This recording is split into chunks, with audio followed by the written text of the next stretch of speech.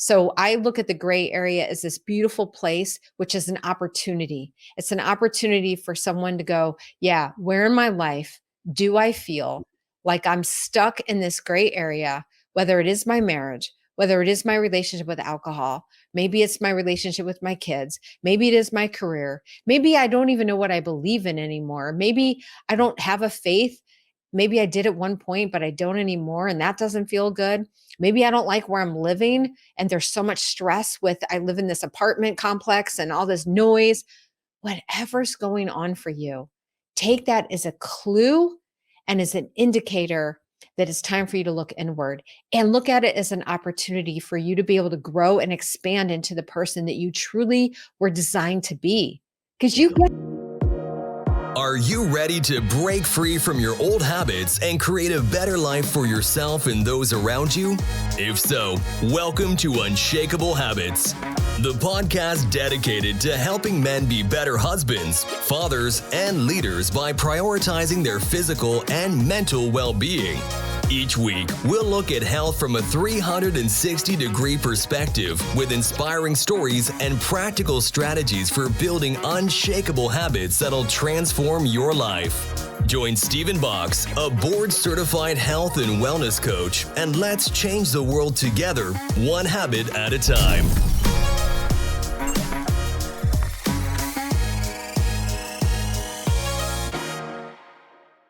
Hey, everybody. Welcome to the Unshakable Habits podcast. I am your host, Stephen Box, and today we're going to be talking about the gray areas of life. So, if you are someone who finds yourself in environments where temptation is all around you, and you feel like it's difficult sometimes to avoid that temptation. Maybe other times you do great with it, but you would like to be more consistent with, not falling into some of those temptations. This is going to be a great episode for you. And even outside of those situations, maybe you're just at a point in your life where things aren't really bad, but they're also not great. And you're not really sure on which direction you want to go. So, my guest today is an expert in this area, or as she calls them, these gray areas in life. So, I'm looking forward to that conversation. So, with that, allow me to introduce you to my guest today, Kari Schwear, the founder of GrayTonic. Hi. Kari, Thank you, Stephen. I'm so glad to be here with you and your listeners today. yeah. So, you and I talked a little bit. I do these pre-interviews for everybody, and we talked about your company really kind of started with alcohol is the primary focus, and I think that really ties into your personal story, which we'll kind of dive into here in a little bit. But I also love the fact that you have this recognition that the things that you're talking about don't just apply to alcohol, right? They apply to other areas in your life. And that's something I teach people all the time is that the principles that we learn, they can be applied universally. The skill sets for each individual thing might be a little bit different, but the principles are the same for every area of your life that you want to improve. That's right. That's right. There's so much there about, when you're right. I started this coaching practice really centered around gray area drinking, which is a significant gray area for a lot of people who do choose to drink alcohol, about 50% maybe in this gray area. So it's a wide spectrum of drinkers. But what I found was there's other gray areas that we do have in our life where we start to self-examine. Like, why don't I feel great about my life? Why am I not happy when I quote unquote should be? I have the success, I have the job, I have the income that I've always dreamt of having, I have the spouse and partner that I've wanted, I have the kids. So why am I not happy? What is this feeling that I have inside in this hole that I'm trying to fill? And that's what leads to more gray areas in our life. And once we get down one path of a gray area, it can really influence other areas. And then it snowballs. And that's really what my message is how do we stop moving too far into the deeper shades of gray in all areas in our life, whether that is with drinking alcohol, or it could be with, you're married and your spouse now has become a roommate at best, and your kids are starting to drift away, and your career is stalling, or you're just not, fulfilled with it. And you're asking, what's next? Time's ticking. What's next for me? Yeah, and I think so often people try to fix one single area in their life. And I teach this concept of connected health, which looks at not just your physical health, but also your mental, your emotional, your relationships, your environment, and even your, connection to something bigger, or some people might call that their spiritual health. And it's this idea that, like what you just said, that by improving one area, you impact other areas, but we can't just only focus on just one area, because then we're left to wonder, well, why am I still stuck in these other areas, right? Yes, yes. So most people are familiar with a life wheel or heard of the concept of life wheel, where we're looking at different areas in our life where we're feeling the most fulfilled and the least fulfilled. We're trying to Mhm. understand, where's that balance, and the whole work-life balance and having balance is a joke, in my opinion. We're never going to be completely even on all these areas in our life, whether it's with relationships, or it's with family, or it's with the purpose that you have for your life, or your career, or spirituality, or how you feel about contribution. Like, we have all these areas, and it's Mhm. really hard to be at 100% Yeah. all the way across the board. So when Yeah. we feel depleted, it is good to take inventory. Like, where am I feeling that? Yeah. Right now, I can share personally that in the social aspect, I'm feeling a little depleted on that arena. So it's an area that I'm going, okay, I see that my social life isn't where I'd like it to be, and it is causing me to feel depleted in this area. So what are the steps that I can do to be proactive so I can start to change that and contribute in those areas? Oh, I don't know, maybe call a friend and make a plan and Yeah. schedule something. So we have some avenues that we can take, but far too often, I think what we find is a lot of people aren't actually looking inward to ask those questions, really getting curious about, why do I feel this way? What is truly going on inside? And that's the crux of the work that I do with my clients, is to help them see, where are those areas they can feel that way, that they are feeling that way, and what can we do to start filling in the gaps. And most often, I'll give it away right now, is that it starts within. It's Yeah. what is missing for you. What is that hole that you're trying to fill? Yeah. Yeah. I think, when you kind of look at it, like I mentioned, this idea of connected health, and three of those areas you just kind of mentioned, right? The mental, which is like your thoughts, your beliefs; Yeah. your emotional, your reaction to those thoughts and beliefs; and then relationships. So maybe something even as simple as, you think, oh, I'll call a friend up. Now all of a sudden we start getting in our heads, right? Where it's like, oh man, I'm really busy. Oh, they're probably busy. Oh, I haven't talked to them in so long. It's going to be awkward, right? We start telling ourselves all these things mentally, and then we have an emotional reaction to those thoughts. And I think that's at least part of why people continue to live in these gray areas. Yes, and you brought something up timing wise. I just recently did a reel and a blog post about being okay with not being okay, because Yeah. everything that we do behaviorally is stemming from how we feel. Our Yeah. feelings is what drives our actions. And we've not been taught how to sit with our feelings, and we want to act upon them. Nobody wants to not feel good. We're trying to escape it. We're trying to find a way out of it. Yep. But yet, it's okay to not be okay. It's okay to honor those feelings that we do have, and to recognize them and to label them. I think once we take like this big shining light on our feelings, we take the stigma away, we take the fear away of, why am I feeling this way? I shouldn't feel this way. There's got to be a way out of it. Yeah. Instead, we have to be okay with going, all right, what are the thoughts being associated with this feeling? And what do I do with those thoughts? Because you're right, we tell ourselves stories. We create a story in our mind that 99.99% of the time is just a made up story that we're telling ourselves, because our brain is doesn't like open loops. We're trying to find a way to reconcile this unknown and trying to figure out why we're feeling this way. So we create these stories, like you mentioned about a friend calling up. You've already created like, oh, they're probably busy, or they don't want to be with me, or I'll just hang out at home. Like, we tell ourselves all these crazy things that aren't true. So part of the process to work through that is to acknowledge what you are feeling, being okay with not being okay, being willing to sit through it, Yeah. understanding, labeling it, looking at the feelings, asking yourself the questions. Why do I feel this way? Is what I'm thinking about this true? Is it really true? Or could there be something else that is true? Which is always, the answer is yes on that. By the way, there's always something else that could be true, not Mhm. what we believe. And Right. so we have to realize that that's actually stemming from a belief about ourselves, about what we believe for us. And that can really cause some stress for us when we really look at that. But that lies the answer, because we all have a story. We all have a self identity, and that identity that we believe about who we are is driving those feelings ultimately, which drives the actions, which creates the behaviors and the habits that we're trying to shake. Yeah.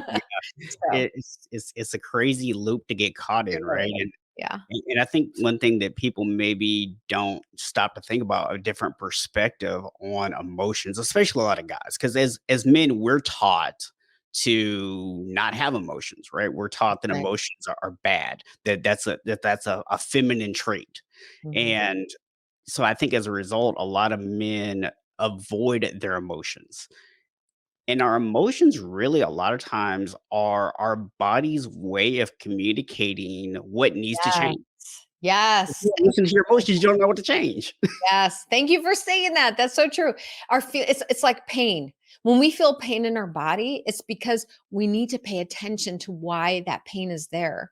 The Yeah, word disease, dis-ease. We have pain because there's dis-ease. yeah, And so, same thing with an emotion that comes up for us, what we would consider a negative or bad emotion. By the way, there's no bad emotions. We're all human. We are to experience these emotions, but we put a label and a meaning on them. And like you said, men particularly, and I work with a lot of men, so I know this to be true, is that we have a hard time. They have a hard time separating. What is considered acceptable in this moment for me to feel this way, and am I able to be vulnerable and still feel like I'm the man?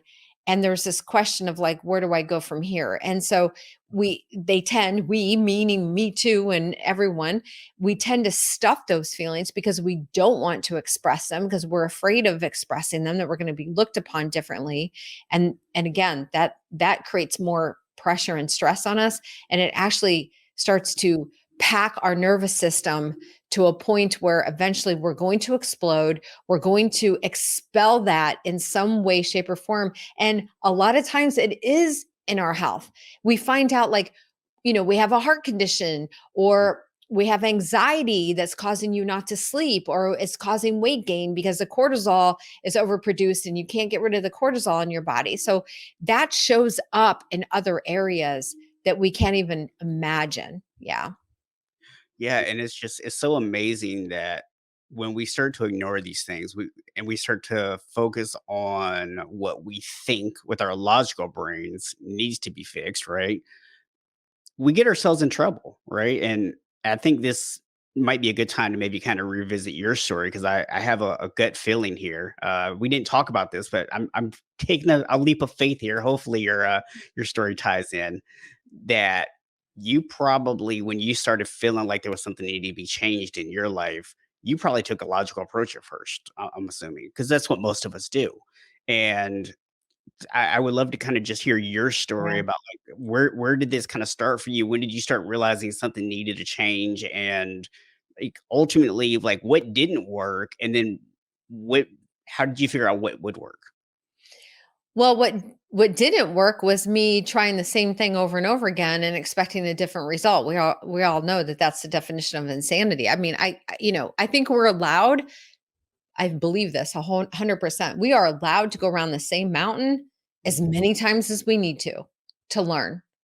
And it's not until we actually are willing to go through it or over top of it not just around it over and over again, because we can circle it again as many times as we need to in order to get that lesson. So for me personally, with my relationship with alcohol, it was one of those where I knew it was an unhealthy relationship. I knew there was something that needed to be done, a decision that needed to be made, but I was in this gray area. So it wasn't that bad. I mean, nothing ever happened. My marriage wasn't on the line. I showed up to work every day. I was an amazing at my job. So there was no issues anywhere. Yeah. The issue for me became how it started really enforcing this deep feeling of I don't love myself. I don't fully accept who I am as a human being. And that was something that was being clouded over with the drinking. The drinking was part of the fueling for that feeling, but it wasn't until I got really crystal clear on what that was. So, yeah, quitting drinking, I went the traditional route of going to AA, wasn't a good fit for me. It's a great program for a lot of people, millions of people, wasn't a good fit for me. So it wasn't until after I left the program, I worked with a coach and he helped me start to unpack a lot of these truths about myself and some of these thoughts I was having and the beliefs that I was having, those limiting beliefs. And, we throw around that word so often now, limiting beliefs, but it truly is, it's almost detrimental beliefs, in my opinion. They Yeah. really hold us back.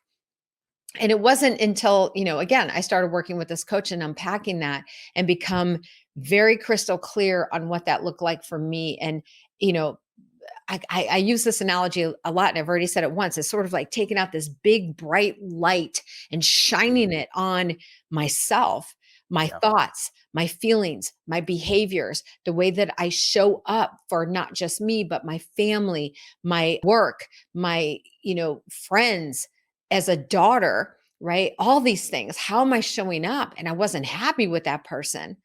Yeah. So it was buckling in, it was investing into myself. There's a difference between self investment and self care. Yeah. Self-care, we're like, "Oh, go take a bath, go for a walk, get a manicure." No, self-investment is saying, "You know what? I believe enough in me, and I'm willing and ready to love myself enough where I'm gonna put some skin in the game, and I'm gonna figure this out."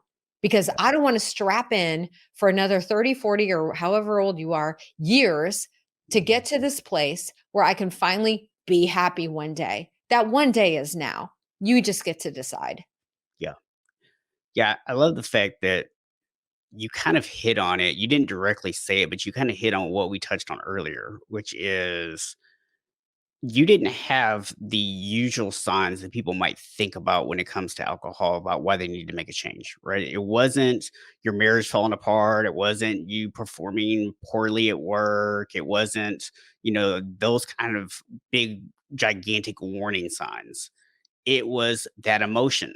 It was that feeling that something inside you is saying, you're using this as a coping mechanism and you need to stop.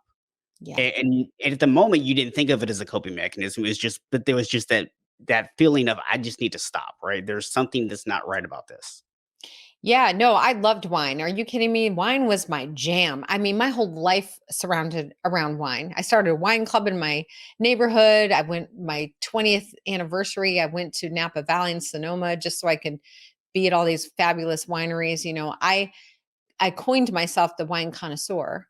Mhm. And I owned that new label because to me it was about sophistication. It was about elegant and etiquette and all the things. I really fit that part. I mean, after all, I'm a professional, don't you know, Stephen? And, wine is a big piece of this. This was a story I was creating for myself that I'm just like everyone else that has a glass of wine or two, frequently or every night or whatever. Like I'm no different from anybody else. So yeah, there were no outward signs outside of me starting to have those internal questions. And that's what I ask people to pay attention to. I'm not on a crusade against alcohol. I could care less if someone drinks or not drinks. What I care about is somebody starting to pay attention to those voices inside of your head and I mean inside your gut when I say that, those Yeah. in the inner spirit, that inner guiding system that we're all capable of listening to. We don't always listen to it, but we Yeah. have the capacity to really tune in and listen to it. And if we're listening and we're listening carefully, Mhm. if you're having some of those like, "Ah, I think I might be drinking too much," or "I don't like the way that I feel about this, and I'm not as clear, sharp-minded as I once was. Yeah. I wonder what the difference here is." It's those questions that you're saying Mhm. to yourself internally.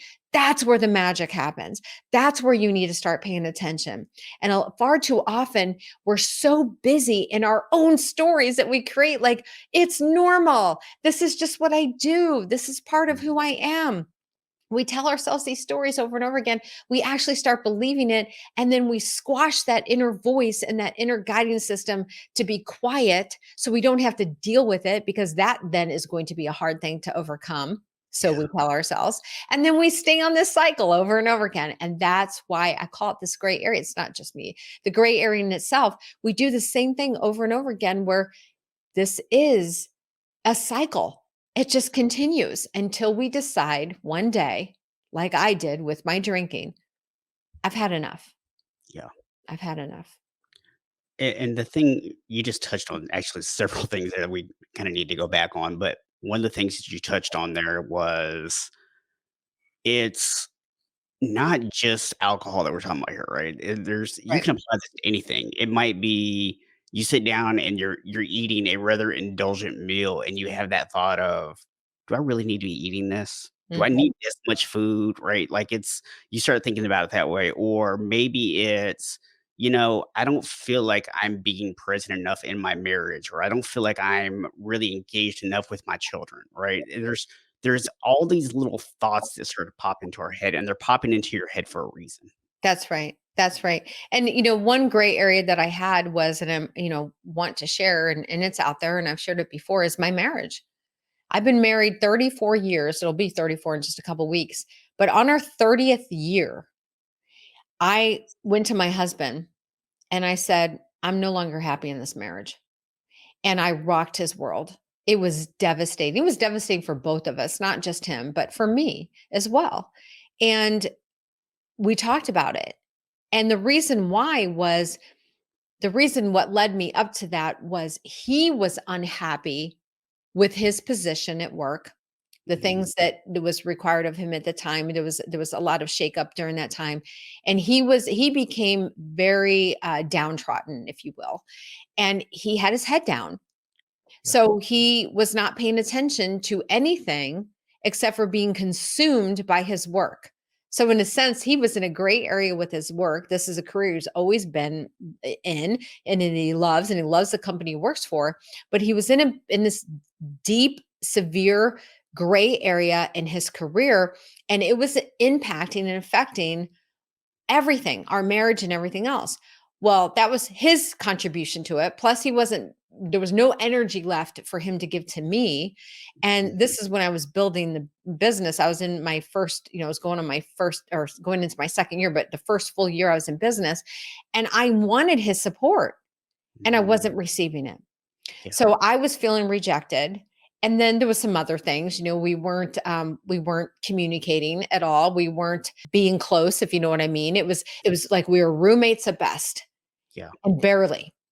And so this becomes another serious issue, especially for couples that have been married longer than 10 years, Mhm. especially the 20-year mark, the 30-year mark. Whoa, things completely shift at that point, because you become different people over a period of time. If you're not growing together, which is hard to do, it's work. We got to stay consistent. And we Mhm. were slowly starting to separate. We're Yeah. slowly starting to go our own direction. We both contributed to it. It wasn't just one or the other. And I had the nerve to stand up and say, "I don't want this for another 30 years. Not this, at least.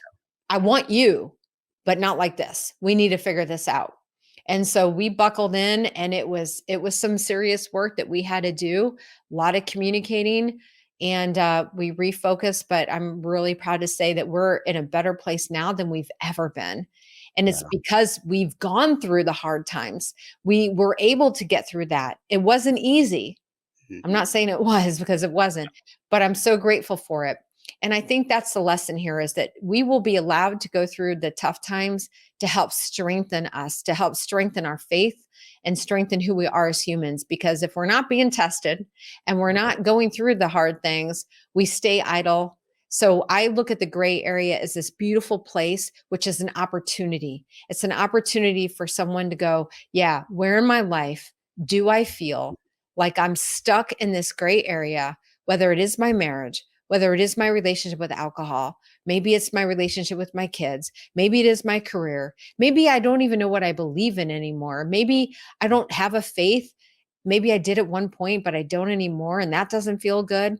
Maybe I don't like where I'm living. And there's so much stress with, I live in this apartment complex and all this noise. Whatever's going on for you, take that as a clue and as an indicator that it's time for you to look inward and look at it as an opportunity for you to be able to grow and expand into the person that you truly were designed to be. Because Yeah. you get to decide. That's the best part. We get to decide who we want to be, how we show up, and what we're going to contribute. Yep. Yeah. Yeah, I remember in college reading this, I don't know if it was like a poem or what it was, but it was called "You Create It All." Mm. And the general idea here was that no matter what happens externally, we have the full capability of choosing how to respond to it. Oh, yes. And that's exactly what you were just describing there, right? It's like we can't stop the person from cutting us off in traffic, but Yeah. we can decide how we respond to it. Oh, I got to jump in here. Let me tell you. So something I really spend a lot of time talking about is reacting versus responding. And so when we react, we do so with judgment.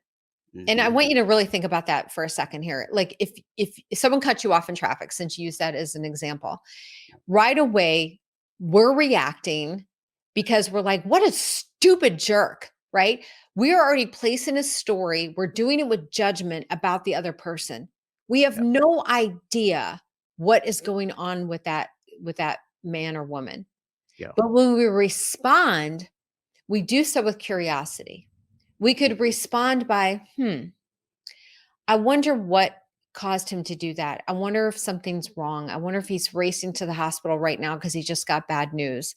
I'm Mhm, wondering if his boss just let him go or her, let her go.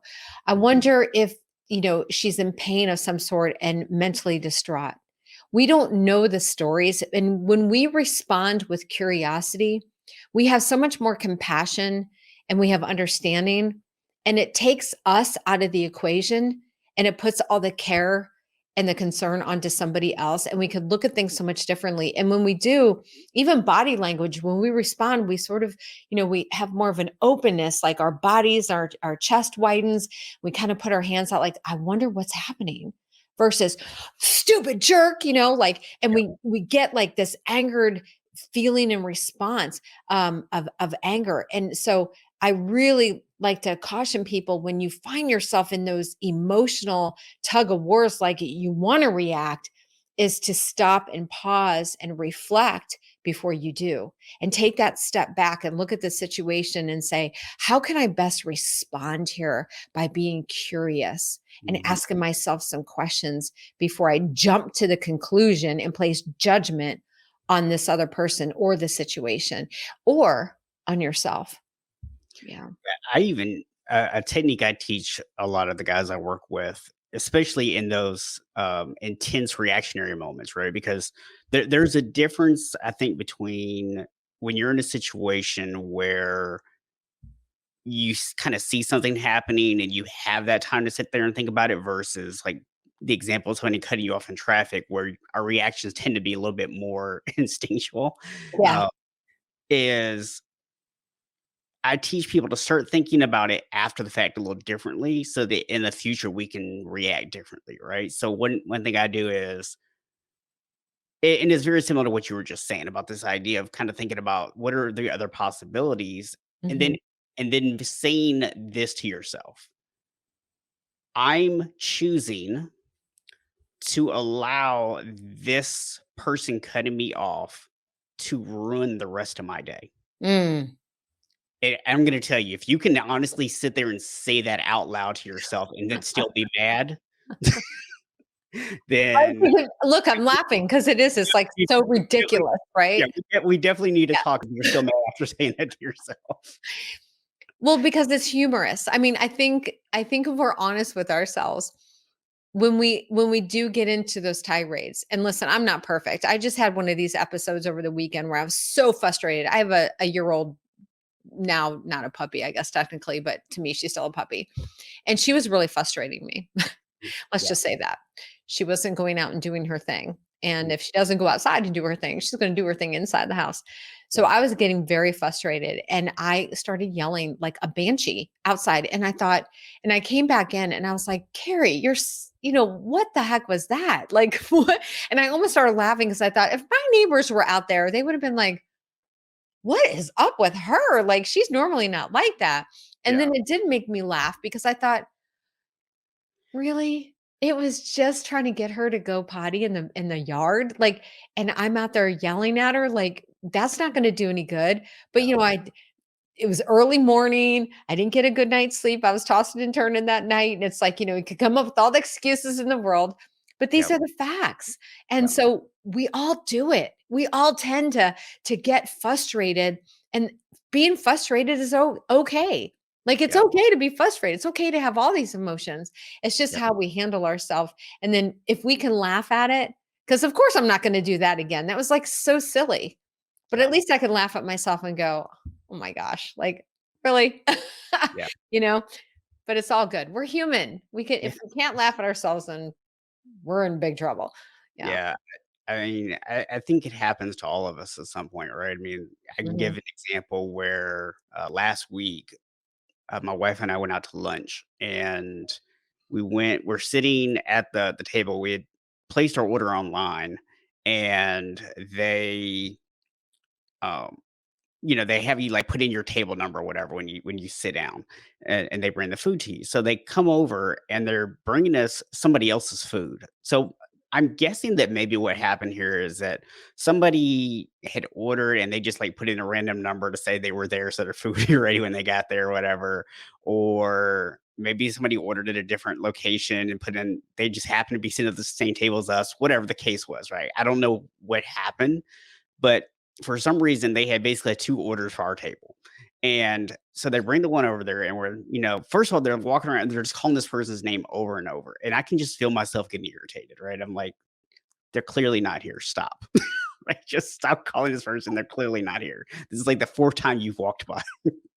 And so they then start bringing the food to us and like, oh, is this you? Is this you? We're like, no, it's not us, right? Like, this is what we have. And so this goes on. And the next thing I know, there's like 3 people around me and they're all confused. They're all trying to figure out what this table is, where this person is, who the order is, what happened, why is our order not ready? And they're like, Mhm. oh, what do you mean you ordered on the app? The app's supposed to be turned off. And like, I just had this moment where I feel like I was hurting cats. And I had stayed composed for the most part this whole time, and finally, I just went, "Look, this isn't ours. Get away from me." Oh my It's like afterwards, I was like, "Did I really need to react that way?" But it's like, even in thinking about it, like, even just being aware what was going on and, composing myself, there came a breaking point, right? And yeah. and it comes from this deep-rooted idea that I've worked on for a while now, but still there's that little tiny part, and it comes from years of management and everything else where when there is chaos, sometimes I feel like I need to be the person to get everybody to go, "All right, stop. Let's get our lives together. Let's do this."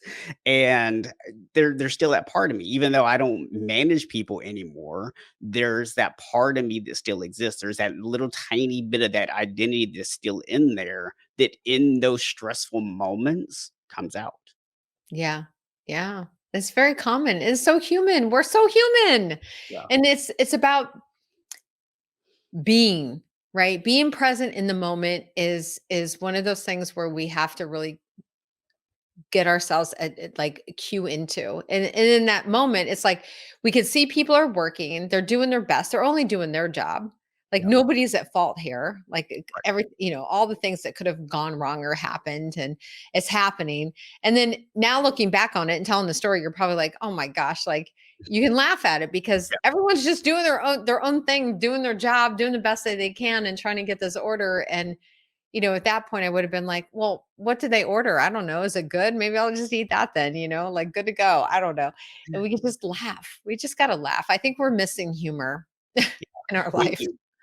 we definitely are missing some humor in our lives sometimes. But Yeah.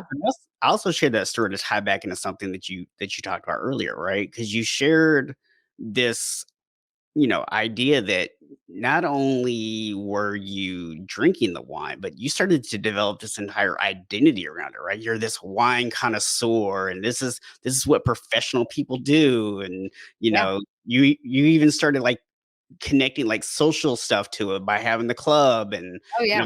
other things. So now this really became a huge part of your identity. That's right. And just like I was sharing that, like in hindsight, I can now see like there's no way I would have been able to know this a few years ago. But I can now see like this ties back to my management days and me feeling like I need to sometimes take control of a situation. Right. So that's still part of my identity to an extent. And for you, this whole identity started kind of merging around alcohol. And I think a lot of people can relate to that. Whatever their specific vice may be, Mhm. they can probably start to relate to the identity they've started to forge around it. That's right. Yeah, that's exactly right. And again, what we believe about ourselves, our identity shows up in our outward behavior. It's Mhm. it's very clear. I mean, you can look at somebody and, not to be judgy, because here we go back to judgment.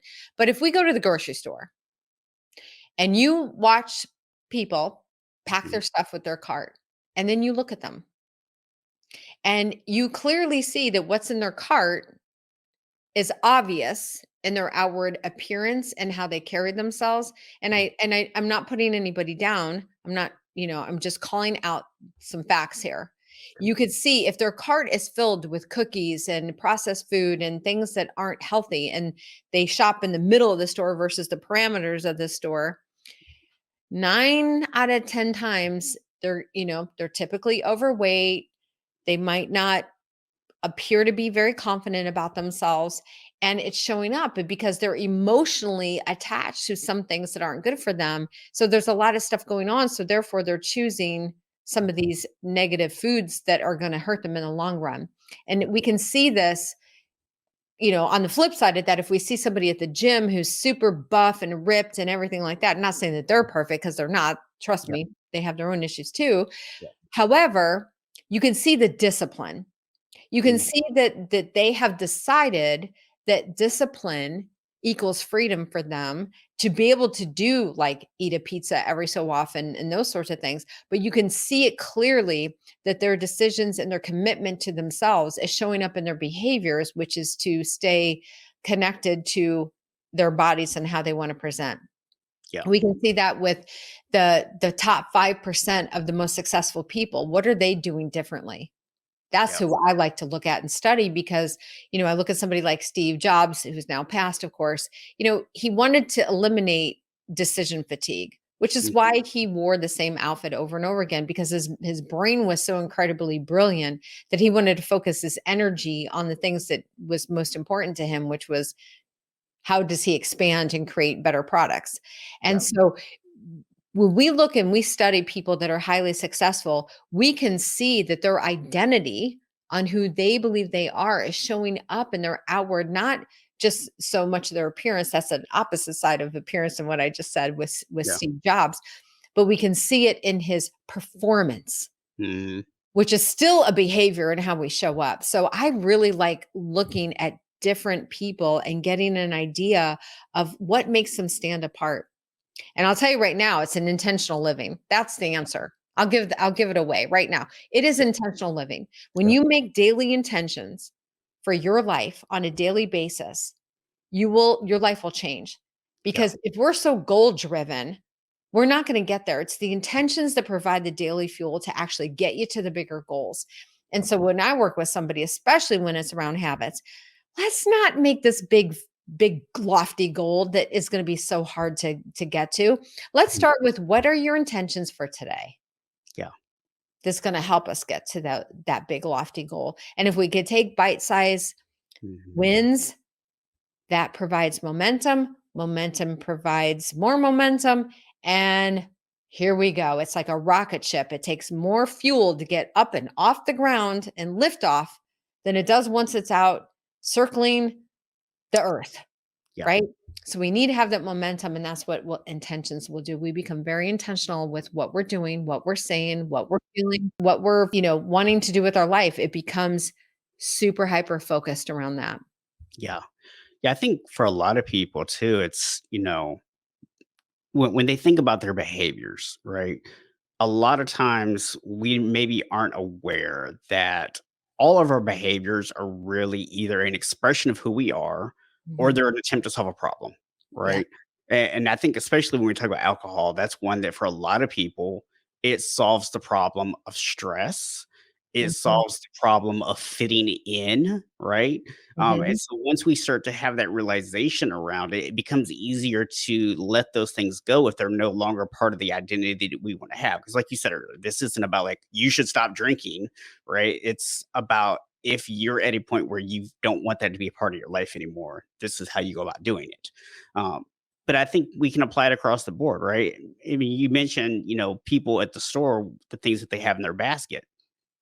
This isn't about, someone having six pack abs or not having six pack abs or having a little extra weight on them or whatever, because I'm a firm believer that there is no such thing as the right body type, Mhm. right?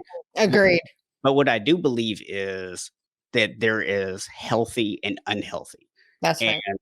you can be 40 pounds overweight and be actually pretty healthy Mhm. because you are consistently active when if we were looking your basket at the store, yeah, there might be some cookies or something in there on occasion, but you've also got some fresh fruits in there. You've got some vegetables in there, right? You're actually on the outside of the store buying fresh foods, not just loading up with a bunch of processed stuff. And that's what we look at when we're looking at how people are doing these things. We're looking at their total behaviors. Do the behaviors that you have line up with the person that you said you want to be? Yes, because right there, if they're not, then it's a self-examination. And a lot of times what happens with people in the gray area is that they aren't living in congruence with who they say they are.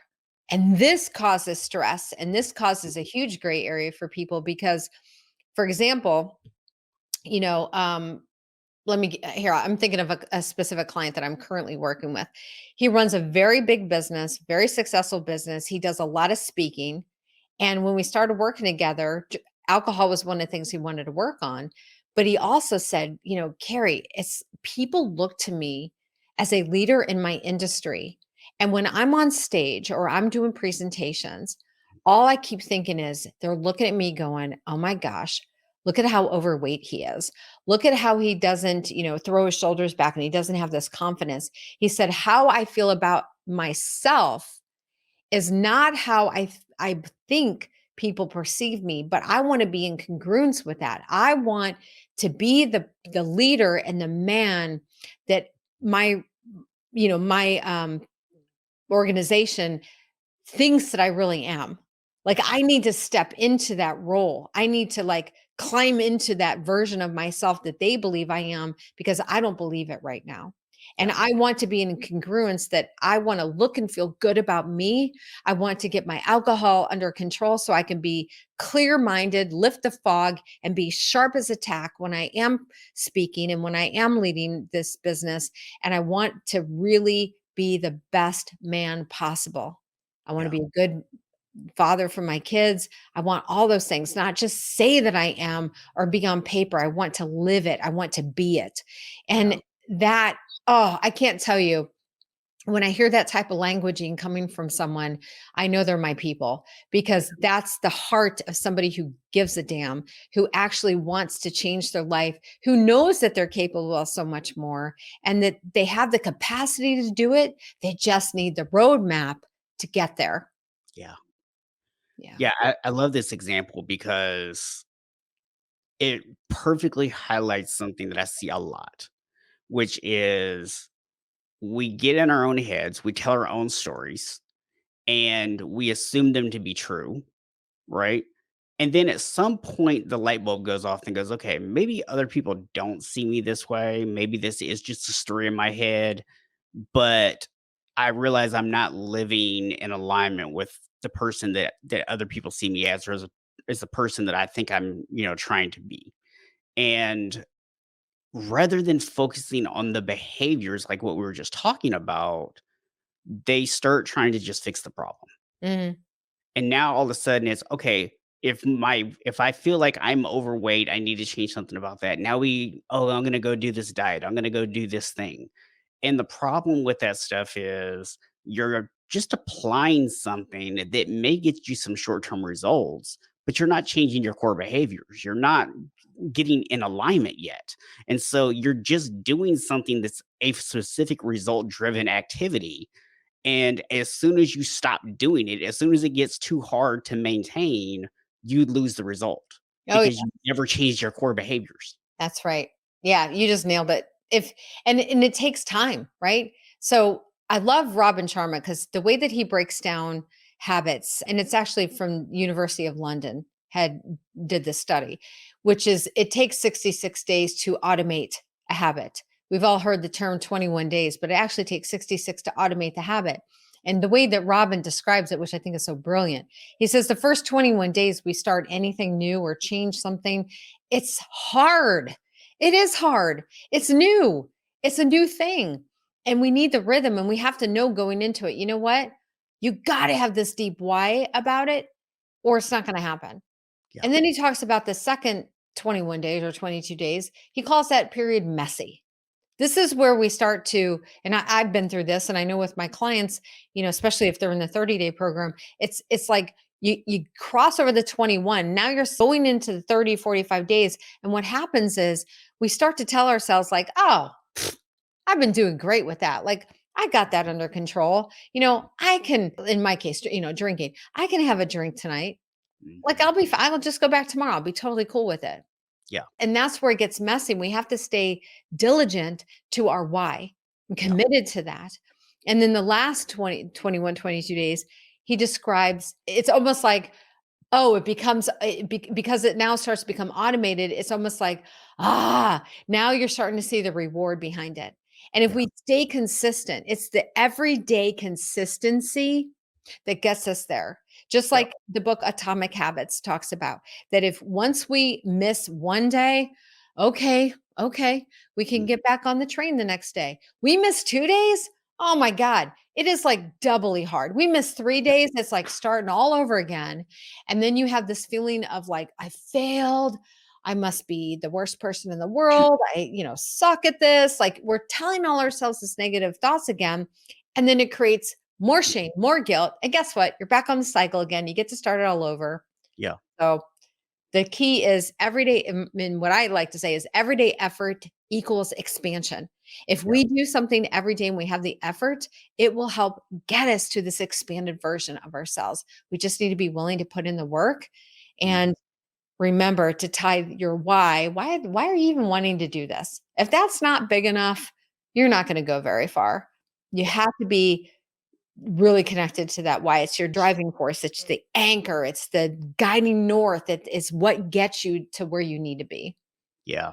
Yeah. You mentioned, Steve Jobs earlier, and the one Mhm. place I would disagree with Steve's idea about decision fatigue here is that I feel like we need to embrace the decisions, right? Because making change is not a single decision that we Mm, make one time. yeah. It is it is a decision or thousands of decisions that we make over and over and over and over and over again. Yeah, everything is a choice. Yeah, it's I it's it's a daily commitment. Like it is. it like, you mentioned this idea from Atomic Habits about, if you miss 2 days, Mhm. and, what I, will tell my clients a lot of times is not so much about missing the 2 days, right? It's about your identity. And the example that I will give people a lot of times is I had rotator cuff, surgery a couple years ago, and I was literally not allowed to exercise for 6 weeks because of the stitches, like, couldn't get any sweat in them or anything, so I was not allowed to do anything other than, like, not even brisk walking, just, like, very easy walking, and I couldn't even do that outside for, like, the first couple of weeks, so, like, literally, I'm limited in what I can do. But what I did was every single day in my head, I told myself I'm working out. Like literally, I just thought about it. Like I pictured myself in the gym, pictured myself doing things when they had me doing like the little exercises where I'm swinging my arm or whatever, starting to try to get that range of motion back. I considered those workouts, right? Which was kind of hard for me because like they obviously weren't, near the difficulty level what I was used to. And at the end of that 6 weeks, when they took those stitches out, the very next day, I was at the gym with my sling on, like a dumbbell in one arm, doing leg exercises. Like, because I had stayed locked in that entire 6 weeks by making a decision to think about exercise every single day. So Yeah, I love mentally, I that. never stopped. You know what? You did so many things right there that's worth noting, which is, visualizing and feeling it as if it's already occurred really does help orchestrate in our mind and the thoughts that the action can occur. And so that was brilliant on your part. Just to, even if you couldn't physically do it, to mentally picture yourself there, therefore you were doing it. Dr. Joe Dispenza talks about this, about stamping those thoughts into our nervous system, into our mind, and it becomes real if we repeat it over and over again, which is why we need to be so connected to that and really feel the feeling, feel as if it's already happened. We're creating a memory, in our future of the past. And then it's amazing how this all comes to pass. And Yeah. it becomes easy then if we picture it. Mhm. I just deadlifted the most weight I've ever deadlifted before on Monday. And I remember my trainer saying, Kari, this is going to be one of the hardest weights you've done. I know you can do it. I want you to, and my trainer's so good for me. She goes, I want you to, drive with your booty and your legs and your heels. I want you to really own it. I want you to know you can do it because you can do this, Mhm. and relax and get your game face on. And she gave me this pep talk beforehand. And I looked at myself in the mirror and I was like, oh, hell yes, I'm doing this. And Yeah. she's like, if you can give me 3, I'll be so happy. I banged out 12 that first rep, that first set. I was so proud of myself because I envisioned me doing it. Yeah. Even in those moments that she was saying that to me, she was gearing me up and she's like, I know you can do it. I know Yeah. you can do this. I just need you to drive. I need you to tap into this inner part of yourself that you have not yet tapped into. And I Yeah. believe you can do it. And I need you to believe it. And so we can do anything. We really can. And we Mhm. can do hard things. Yeah. I love that example. Congratulations on your Thank you. PR. Don't Um, ask me the weight because I won't tell you. the weight doesn't even matter, honestly. That's right. It doesn't, but it was hard. It was hard for me, but I did it. Yeah. So something I heard as someone who used to do personal training. Personal training is how I actually started off, and I have this suspicion that your trainer probably knew you could do way more than 3. Oh, And I love the fact that she just said 3 because what it highlights is something I teach all the time, and I think we've kinda hit on it, but we haven't directly said it today, is don't try to do the big thing, right? Start small, yeah. because by her telling you, "Look, if you can do 3, I'll be, like, super ecstatic about that. If Yeah. you do 12, like, you finished like, every rep after 3, you're, like, stronger and stronger. You're feeling better and better, right?" Yeah. And the second set was funny because I did 5 and then I was like, I could barely do the 6. And she said, okay, just take a mini break here, take a mini break, come back. And she goes, just give me 5 more. And so I got to 10, I did 5 more and I knocked out 5 more. Yeah. 10 in a row then. And I was like, she's like, look at you go, giving me 15. So Yeah. it was so exciting. And that's Yeah. what a good trainer or coach does. We know what our clients need, and we can be that cheerleader, we can be the encourager, and we see the path forward that a lot of people can't see for themselves. We know what's ahead for them. And then that's what my coach did for me years ago when I first worked with him. When AA wasn't my gig, he Yeah. was like, Kari, I really think that you could be a coach someday yourself. And I believe that you're going to start your own business. And I believe that you're going to tell your story and share your story with the world. And which I busted out laughing, go, that's never going to happen. But Yeah. what he did was he planted seeds for me for the possibilities that were there. And I Yeah. never sought out to start my own business. It sort of unfolded as it needed to. And here I am today. But if he didn't plant that seed for me, I don't know if I would have believed it for myself. Yeah. So we see things that are possible that others can't see for themselves. Guess why? Because we all have blind spots and we can't always see the forest through the trees. Sometimes we need the guide to walk us through the forest so we can find our way out to the valley. Yeah, absolutely. And I love that fact that you kind of just highlighted there really what a great coach does. Is they don't tell you what to do. They're not there to just give you the instruction manual. Yeah. What they do is they help you to remove those limiting beliefs. They help you to get around those negative thoughts that you have about yourself and start to see what's possible. Yeah. Yeah. So good. So good, right? It's just so good. I love So it. so so one final thing I wanna talk about before we wrap up here is you have on your website a freebie, where it's mastering self-regulation, 10 ways to stay in control in stressful times. Yes. And Yes. and and I love this idea because I think something that, especially as men, that we are not always aware of Mhm. is how our stress has not just a negative impact on how we feel, right? Because it can affect everything from your sleep to your diet to your ability to exercise to your ability to focus. There's all kind of problems that stress causes Mhm. physically, but also when you are stressed, your decision making is poor. Mhm. And I think this idea of being able to give people some tools to help figure out not how to get rid of stress, because we need some stress in our lives. Some stress Mhm. is good, but being able to regulate the stress, being able to figure out where is that sweet spot of just enough but not too much. And so I just wanted to kind of highlight that and encourage people to go to your website, graytonic.com, and download that freebie. And I'll have a link to it in the description as well. Oh, And then thank you. that way they can actually go ahead and get some of these tools because we didn't talk a lot about stress today, but it is a huge component of all of this. Oh, yeah. We all have stress. We all do. I mean, it's part of living. The key is how we deal with it. Like, how do we respond to it? So this guide, there's some obvious ones on there, like exercise and drinking plenty of water and eating really nutritious foods. But there's some things on there that might be a surprise that someone's never heard of or thought of. And it's simple strategy, simple tactics and tips for you to use.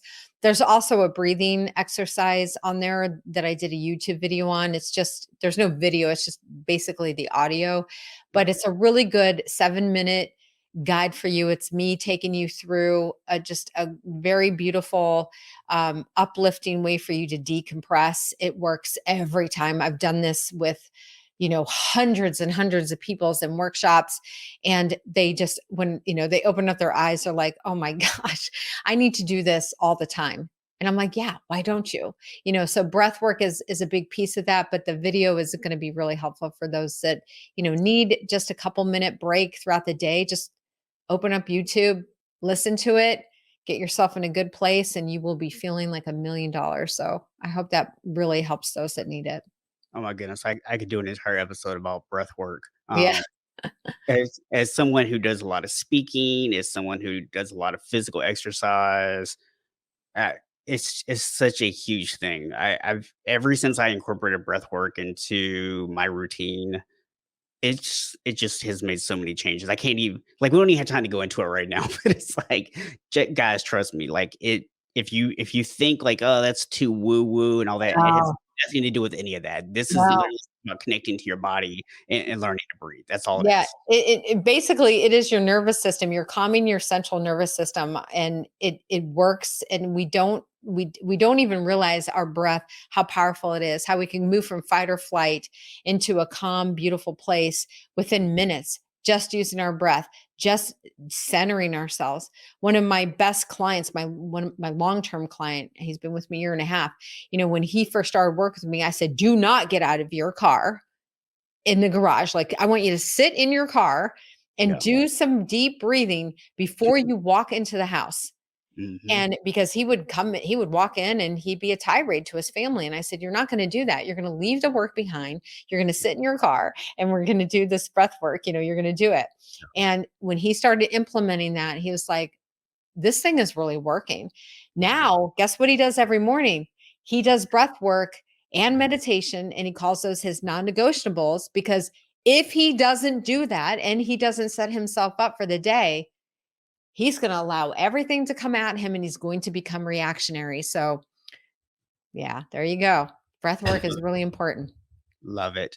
Well, Kari, if people want to get in touch with you, what's the best way for them to do that? The best way, you can find all my social channels on GrayTonic.com, but I'm highly active on LinkedIn. That is my jam. That's the social platform I prefer. I'm the only Kari Schwear on all social media, so I'm really easy to find. Yeah. Awesome. We'll love it. And we'll have links to all that in the show notes for anybody that wants to get those as well. But I want to thank our guest, Kari, for coming on today, sharing your story, your knowledge. I